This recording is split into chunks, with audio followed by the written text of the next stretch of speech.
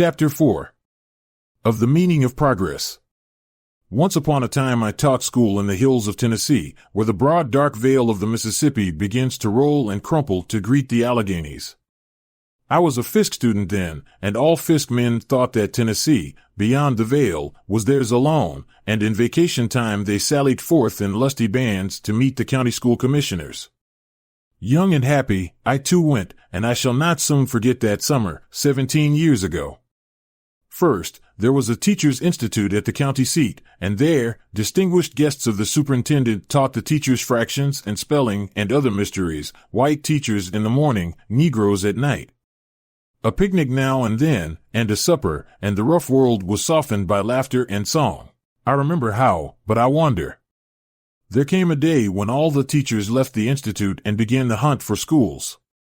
I learned from hearsay, for my mother was mortally afraid of firearms, that the hunting of ducks and bears and men is wonderfully interesting, but I am sure that the man who has never hunted a country school has something to learn of the pleasures of the chase.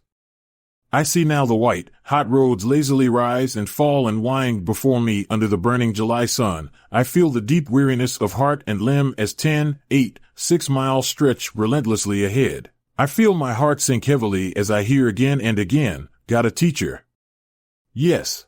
So I walked on and on. Horses were too expensive, until I had wandered beyond railways, beyond stage lines, to a land of varmints and rattlesnakes, where the coming of a stranger was an event, and men lived and died in the shadow of one blue hill. Sprinkled over hill and dale lay cabins and farmhouses, shut out from the world by the forests and the rolling hills toward the east. There, I found at last a little school. Josie told me of it. She was a thin, homely girl of 20, with a dark brown face and thick, hard hair. I had crossed the stream at Watertown, and rested under the great willows. Then I had gone to the little cabin in the lot where Josie was resting on her way to town. The gaunt farmer made me welcome, and Josie, hearing my errand, told me anxiously that they wanted a school over the hill, that but once since the war had a teacher been there, that she herself longed to learn. And thus she ran on, talking fast and loud, with much earnestness and energy. Next morning I crossed the tall round hill, lingered to look at the blue and yellow mountains stretching toward the Carolinas, then plunged into the wood, and came out at Josie's home. It was a dull frame cottage with 4 rooms, perched just below the brow of the hill, amid peach trees. The father was a quiet, simple soul, calmly ignorant, with no touch of vulgarity. The mother was different, strong, bustling, and energetic, with a quick, restless tongue, and an ambition to live like folks. There was a crowd of children. 2 boys had gone away.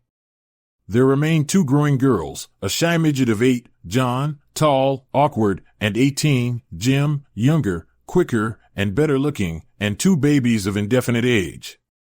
Then there was Josie herself. She seemed to be the center of the family, always busy at service, or at home, or berry picking, a little nervous and inclined to scold, like her mother, yet faithful, too, like her father. She had about her a certain fineness, the shadow of an unconscious moral heroism that would willingly give all of life to make life broader, deeper, and fuller for her and hers.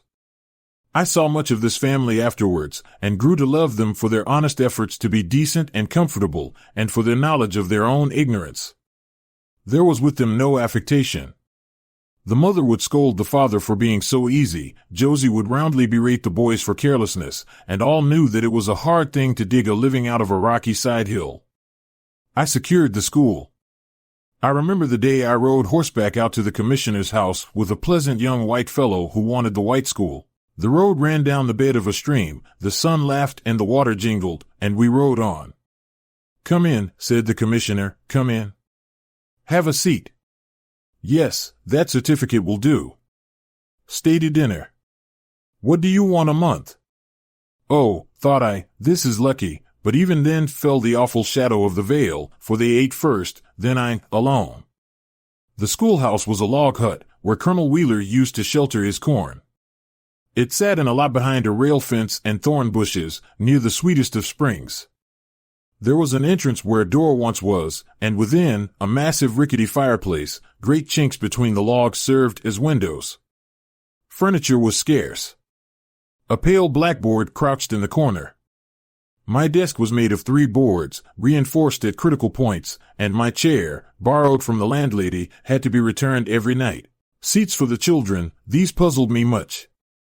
I was haunted by a New England vision of neat little desks and chairs, but, alas, the reality was rough plank benches without backs, and at times without legs. They had the one virtue of making naps dangerous, possibly fatal, for the floor was not to be trusted. It was a hot morning late in July when the school opened. I trembled when I heard the patter of little feet down the dusty road, and saw the growing row of dark solemn faces and bright eager eyes facing me. First came Josie and her brothers and sisters.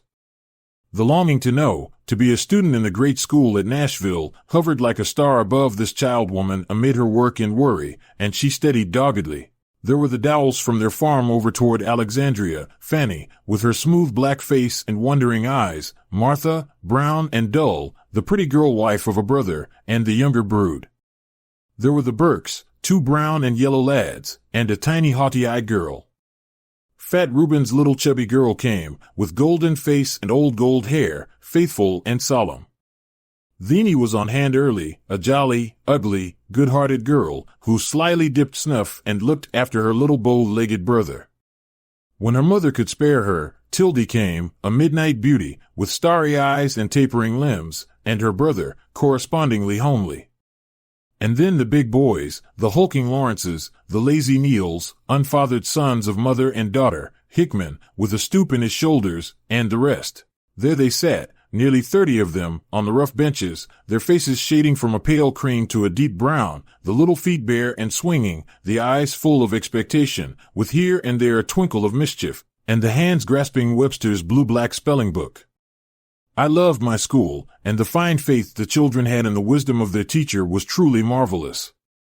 We read and spelled together, wrote a little, picked flowers, sang, and listened to stories of the world beyond the hill.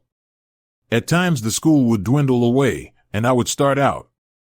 I would visit Mun Eddings, who lived in 2 very dirty rooms, and ask why little Eugene, whose flaming face seemed ever ablaze with the dark red hair uncombed, was absent all last week, or why I missed so often the inimitable rags of Mac and Ed. Then the father, who worked Colonel Wheeler's farm on shares, would tell me how the crops needed the boys, and the thin, slovenly mother, whose face was pretty when washed, assured me that Eugene must mind the baby. But we'll start them again next week. When the Lawrences stopped, I knew that the doubts of the old folks about book learning had conquered again, and so, toiling up the hill, and getting as far into the cabin as possible, I put Cicero pro Archaeopota into the simplest English with local applications, and usually convinced them, for a week or so. On Friday nights I often went home with some of the children, sometimes to Doc Burke's farm.